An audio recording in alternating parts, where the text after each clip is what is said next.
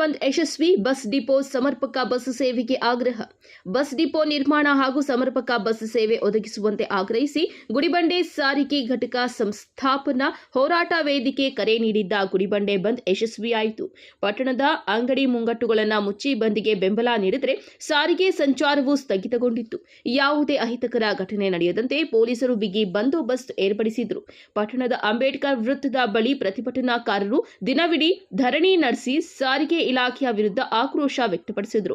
ಈ ವೇಳೆ ಪೊಲೀಸರು ಹಾಗೂ ಪ್ರತಿಭಟನಾಕಾರರ ನಡುವೆ ಕೆಲ ಕಾಲ ಮಾತಿನ ಚಕಮಕಿ ನಡೆಯಿತು.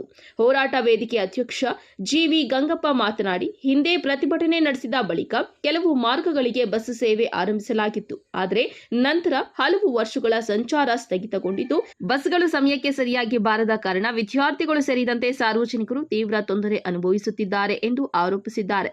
ಬೇಡಿಕೆ ಈಡೇರದಿದ್ದರೆ ಚಿಕ್ಕಬಳ್ಳಾಪುರ ವಿಭಾಗೀಯ ಕಚೇರಿಗೆ ಮುತ್ತಿಗೆ ಹಾಕಿ ಉಗ್ರ ಹೋರಾಟ ನಡೆಸುವುದಾಗಿ ಎಚ್ಚರಿಕೆ ಕೊಟ್ಟಿದ್ದಾರೆ.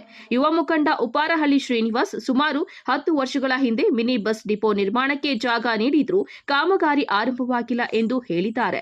ನಿವೃತ್ತ ಉಪನ್ಯಾಸಕ ಬಿ ಅಮೀರ್ ಜಾನ್ ಕೂಡ ಸಾರಿಗೆ ಸಮಸ್ಯೆಯಿಂದ ವಿದ್ಯಾರ್ಥಿಗಳು, ನೌಕರರು ಹಾಗೂ ಕೂಲಿ ಕಾರ್ಮಿಕರು ಸಂಕಷ್ಟಕ್ಕೆ ಸಿಲುಕಿದ್ದಾರೆ ಎಂದರು.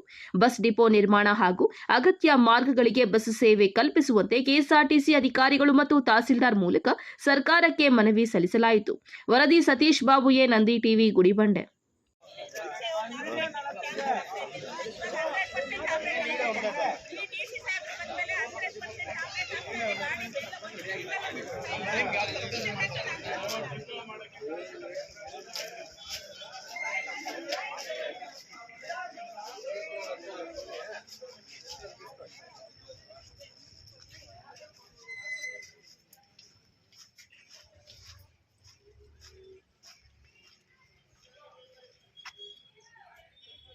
ಗೊತ್ತಿದೆ ಅದು ಒಂದು. ಎರಡನೇದು ಏನು ಆರ್ಡಿನರಿ ಶೆಡ್ಯೂಲ್ಸು ಏನು ನ್ಯಾಷನಲೈಸ್ ಮಾಡಿದ್ದೀರಿ ನೀವು, ಹೆಚ್ಚುವರಿ ಶೆಡ್ಯೂಲ್ಸ್ನ ನೀವು ನಮಗೆ ಮನವಿ ಕೊಟ್ಟಾಗ ಖಂಡಿತ ನಾವು ಸೆಪ್ಟೆಂಬರ್ 20ನೇ ತಾರೀಕು ಒಳಗಡೆ ಕಾರ್ಯರೂಪಕ್ಕೆ ತರ್ತೀವಿ. ಸೆಪ್ಟೆಂಬರ್ 20ನೇ ತಾರೀಕು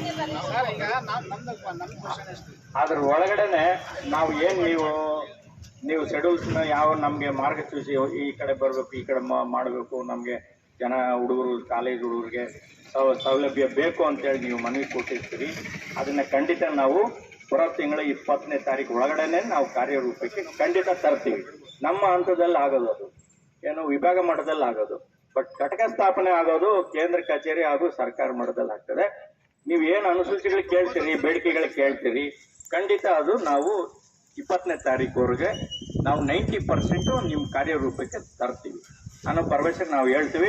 ಹಾಗೂ ನಮ್ಮ ವಿಭಾಗ ಮಟ್ಟದ ಅಧಿಕಾರಿಗಳಿಗೂ ಈ ಏನು ನೀವು ಬೇಡಿಕೆಗಳು ಇಟ್ಟಿದ್ದೀರಿ ತಕ್ಷಣ ನಾವು ನಮ್ಮ ಸಾಹೇಬರಿಗೆ ಮನವರಿಕೆ ಮಾಡ್ತೀವಿ.